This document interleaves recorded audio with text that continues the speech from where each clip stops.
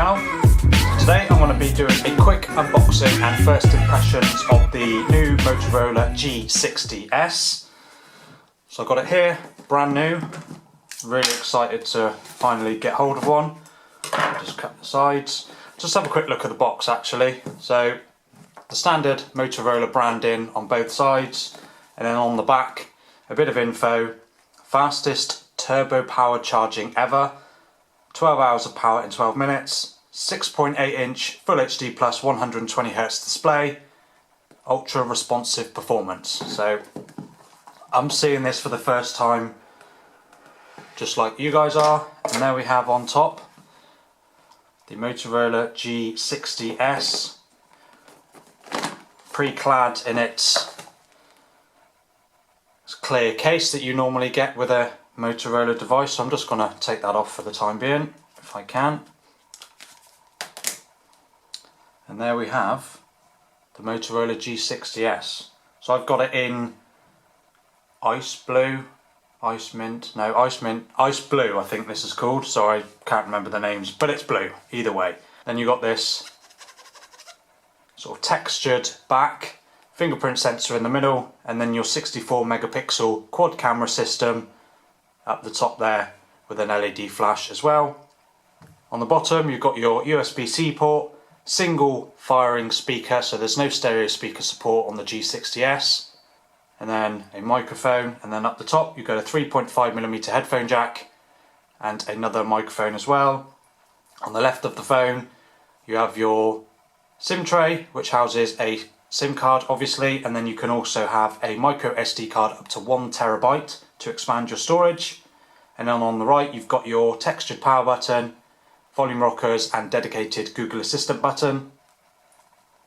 And then up there in the center you get your 16 megapixel selfie camera. So that's just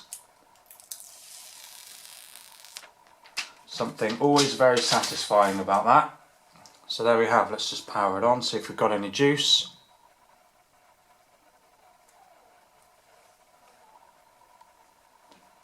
So while it's booting up, I just want to do a quick comparison in size between the G60s and the Motorola G30. Not a huge difference between the two. The Motorola G30 has a 6.5 inch standard HD display, whereas on the G60s you get upgraded to a Full HD display. I'm going to skip all that for the time being. Full HD display, and it's 6.8 inches. So yeah, it's a fair old size. I'm just going to accept all of this. Okay, so I've got the G60s all set up and ready to go. As you can see, it's a typical Motorola layout with a nice near stock Android experience. Settings app is as what you'll find on other Motorola apps. Obviously you've got your battery details there. Display settings, hit the drop down and then you can expand, and there's loads of different settings to choose. Set the auto refresh rate, it's set at auto at the moment, or you can set it to 60Hz or 120Hz constantly, but obviously that will use up more battery. Font size, you can change all of that as you can on other Motorola devices. Display size, screensaver if you want that as well. I generally tend to turn that off, but I'll do that in a minute. Lock screen, so all your notifications, all that sort of stuff. Attentive display, 3-finger screenshot, all of that sort of stuff there. It comes with the apps tray as standard, rather than swiping to the right to get all your other apps, which is really nice. Let's just have a little quick peep at the camera. Selfie camera doesn't look too bad actually. 16 megapixel sensor.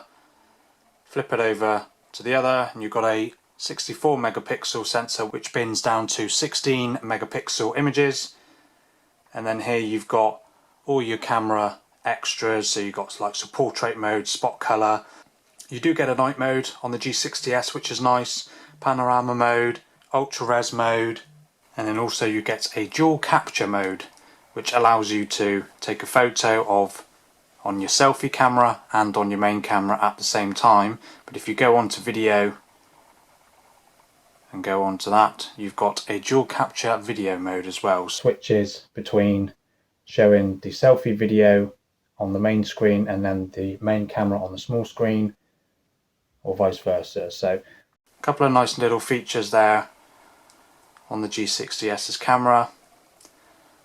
Power is a MediaTek Helio G95. Now this is a processor that's been around for a while. It's about a year old now, so I first used it in the Realme 7.